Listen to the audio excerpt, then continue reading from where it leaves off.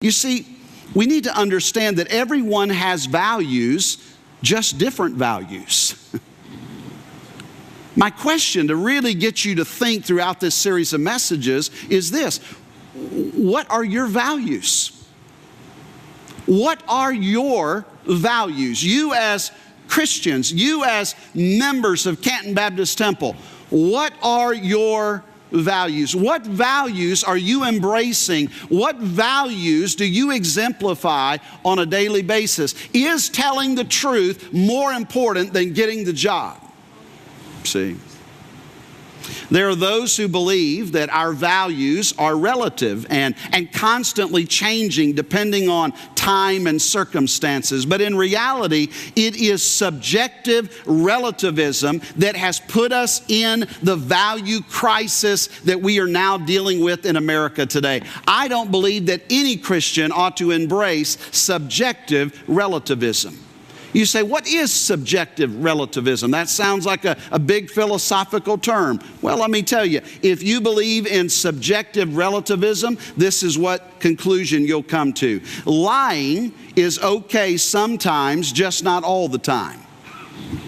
That's subjective relativism. Adultery may be wrong for some people and yet right for others. Someone who is young or attractive is more valuable than someone who is old or unattractive. That's subjective relativism. A picture that was obscene in 1936 is suddenly not obscene in 2016.